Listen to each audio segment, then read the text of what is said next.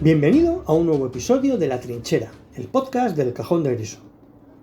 Se suelen minimizar los grandes logros militares y la capacidad de lucha de la nación rusa, llegando a atribuirle a la climatología las victorias sobre Napoleón y Hitler. Sin embargo, esa creencia es relativamente fácil de desmontar, y aunque es verdad que las bajas provocadas en ambos ejércitos por el invierno fueron durísimas, esas bajas solo son explicables debido a errores de planificación, tanto de franceses como de alemanes, y al ejército ruso o soviético según a la época a la que nos refiramos. En el caso de la invasión napoleónica de 1812, los rusos ya tenían previsto cómo vencer a los franceses mediante la utilización del clima y la geografía, que aunque hubo diferentes contratiempos en los planes rusos, atrajeron a los ejércitos franceses hacia lo profundo de Rusia, alargando de este modo su ruta de abastecimiento y haciéndoles creer que Moscú era el objetivo a conseguir.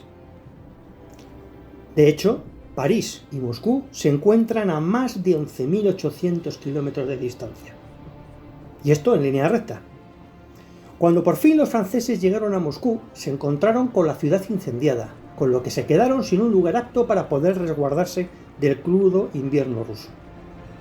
Por ello, Napoleón tuvo que decidir entre seguir adelante hasta San Petersburgo, dispersar sus fuerzas en las ciudades más cercanas o regresar a Francia con las manos vacías. Primero, si llegar a Moscú hubiera sido muy difícil y sanguinario, hacerlo hasta San Petersburgo habría alargado aún más las precarias líneas de abastecimiento y el ejército ruso además podría retrasar la marcha hacia San Petersburgo y el invierno llegaría cuando se encontraban aún más al norte y a medio camino. De este modo no encontrarían ninguna ciudad para poder protegerse. En segundo lugar, con el ejército disperso, la capacidad de defensa se reducía. Así que si eran atacadas, las unidades dispersas podrían ser derrotadas con relativa facilidad, ya que sería dificultoso apoyarse entre ellas. La tercera opción parecía la menos peligrosa. Aunque el invierno ya estaba cerca y el camino era muy largo, se suponía que no habría resistencia rusa. Pero los rusos ya tenían prevista esta decisión. La idea era atacar a los franceses en retirada con unidades móviles de caballería como los cosacos, que los podrían atacar en cualquier momento y en cualquier lugar, con lo que los franceses no podrían organizarse debidamente para retroceder y resguardarse del invierno. Finalmente Napoleón tomó esta última decisión y perdió contra el ejército ruso, que además de combatir, contó con el invierno como aliado. La campaña de Rusia le costó a Napoleón al menos el 80% de su ejército, lo que favoreció a otras potencias que de este modo podían ser más capaces de derrotar a Napoleón. En el caso de la Operación Barbarroja en la Segunda Guerra Mundial, la cuestión del llamado General Invierno aún es más fácil de rebatir.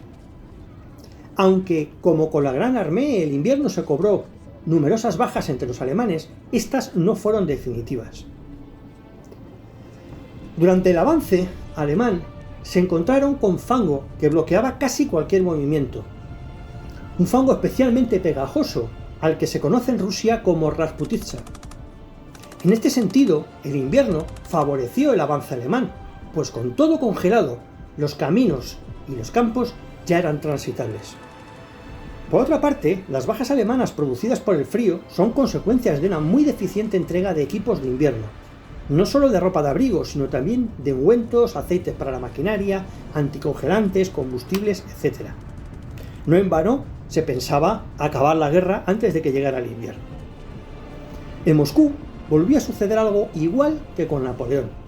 Los rusos obligaron a la Wehrmacht a pasar el invierno a la intemperie, un invierno que fue especialmente duro y que también causó bajas entre las filas del ejército soviético, pues las temperaturas llegaron a los 54 grados bajo cero.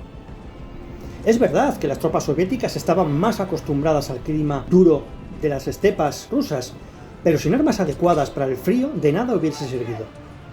Por ejemplo, los vehículos no tenían problemas para arrancar con el frío, algo que sí tenían los alemanes, que debían arrancar los motores cada cierto tiempo para evitar el congelamiento y hasta se hacían fogata bajo los motores para calentarlos.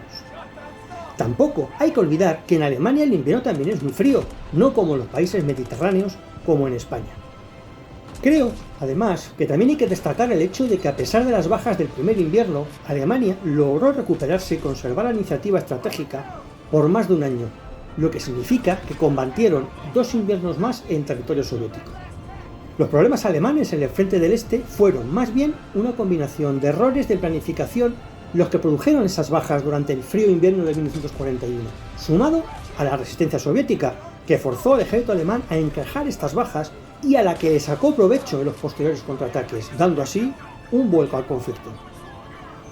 Y aunque en los primeros momentos de la Operación Barbarroja el avance alemán fue imparable, una posterior recuperación del ejército rojo, sumado al traslado de las fábricas al otro lado de los montes Urales y el apoyo norteamericano con la ley de préstamo y arriendo, y algunos otros motivos más, al afirmar que el clima fue el que acabó con la invasión alemana de la Unión Soviética, es demasiado simplista.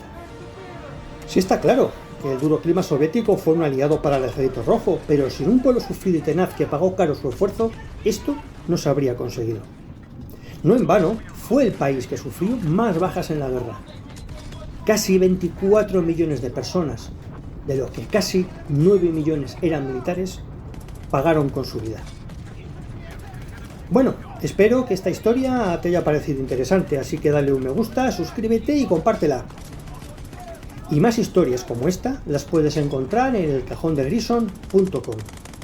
Nos vemos pronto con otra historia en La Trinchera.